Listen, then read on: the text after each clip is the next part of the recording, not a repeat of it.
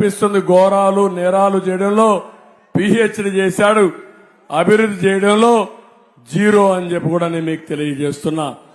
ఇక్కడే మైనారిటీ సోదరులందరికీ హామీ ఇస్తున్నా, భవిష్యత్తులో మీకోసం అనేక కార్యక్రమాలు నేను ఆలోచించాను. ఒకటి 1 లక్ష రూపాయలు ఇవ్వడం, 2 మౌజములకి ఇమాములకి 10,000 5,000 రూపాయలు వాళ్ళకంతా ఆన్రోరేం ఇవ్వడం, అదే మరి ప్రతి ఒక్క మసీదుకి ఒక 5,000 రూపాయలు ఇవ్వడం. ఇది కాకుండా ప్రతి ఒక్క మైనారిటీ సోదరుడికి హామీ ఇస్తున్నా, మీకు ఇంటి జాగాలు ఇవ్వడమే కాకుండా ఇళ్లు కట్టించే బాధ్యత నాదని మీ అందరికీ హామీ ఇస్తున్నా. ఇలాంటి మళ్ళా విదేశీ విద్య తీసుకొస్తా, దుల్హాన్ తీసుకొస్తా, రంజాన్ తోఫా తీసుకొస్తా, 100 భాషల కోసం కార్పొరేషన్ పెట్టి 100 కోట్ల రూపాయలు నిధులు ఇస్తా. ఇది కాకుండా 5 లక్షల రూపాయలు ఫైనాన్స్ కార్పొరేషన్ ద్వారా వడ్డీ లేని రుణాలు ఇచ్చే బాధ్యత నాదని మా మైనారిటీ సోదరులకు అందరికీ తెలియజేస్తున్నా. నేనున్నంత వరకు మా మైనారిటీకి ఎక్కడ కూడా వివక్షత ఉండదు, రక్షణ ఉంటుంది. అది నా బాధ్యత, అది మా పార్టీ యొక్క సిద్ధాంతం అని చెప్పి కూడా నేను మీకు తెలియజేస్తున్నా. అందుకే ఈరోజు బీజేపీతో తెలుగుదేశం జనసేన కూటమి పెట్టుకున్నామంటే ఇది ప్రజల కొరకు ఏర్పాటు చేసిన కూటమి. ఒకరు ఎక్కువ ఒకరు తక్కువ కాదు, అందరం త్యాగాలు చేశాం. మా ఆలోచన ఒకటి, ఈ రాష్ట్రాన్ని కాపాడుకోవాలి. నేనే హైదరాబాద్ ని అభివృద్ధి చేశాను, జ్ఞాపకం ఉందా తమ్ముళ్ళు అని మిమ్మల్ని అడుగుతున్నా. ఈ రోజు హైదరాబాద్ నెంబర్ 1 గా ఉంది, అవునా కాదా అని మిమ్మల్ని అడుగుతున్నా.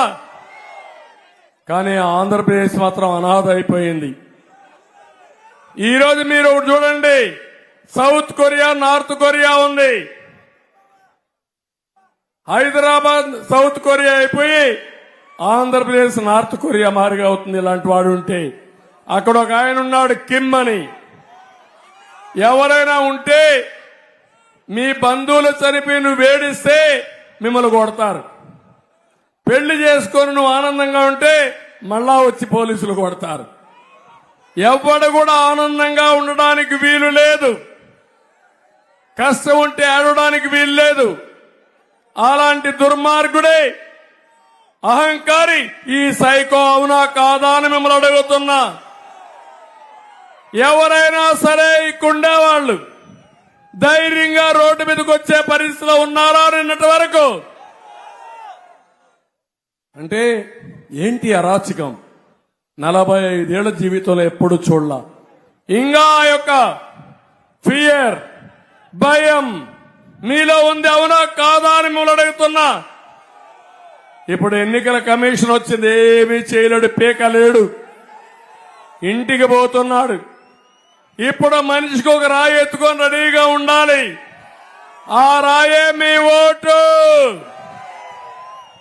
మనం గులకరాయి ఎక్కర్లా, కానీ గులకరాయి డ్రామా పాపం మా తమ్ముళ్ళందరికీ దెబ్బ తగిలింది. ఎవరేసాడో తెలియదు గులకరాయి ఇక్కడ. పాపం గులకరాయి కనపడదు, దెబ్బ మాత్రం తగులుతుంది. అదే మాయా. మొన్న చూశారు మీరు, కోడి కత్తితో నేను హత్య చేయడానికి పోయానంట ఎయిర్పోర్ట్ లో. ఇప్పుడు గులకరాయితో నేను హత్యా ప్రయత్నం చేశానంట.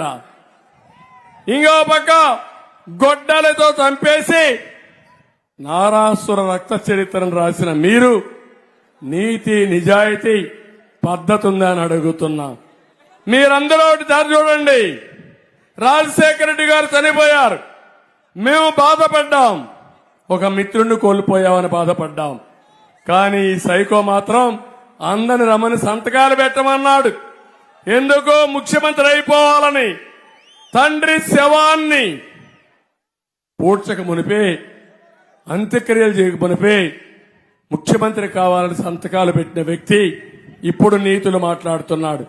ఆ రోజు రిలయన్స్ అధినేత వీళ్ళ తండ్రిని చంపించాడని రిలయన్స్ షాపుల పైన దాడి చేశాడు. జ్ఞాపకం ఉందా తమ్ముళ్ళు అని అడుగుతున్నా. మళ్ళా రిలయన్స్ అధినేత మనిషికి ఎంపీ రాజ్యసభ ఇచ్చాడు, దోస్తీ చేశాడు. జ్ఞాపకం ఉందా అని అడుగుతున్నా. జ్ఞాపకం ఉందా మీకు? తండ్రి మీద ప్రేమ ఇది.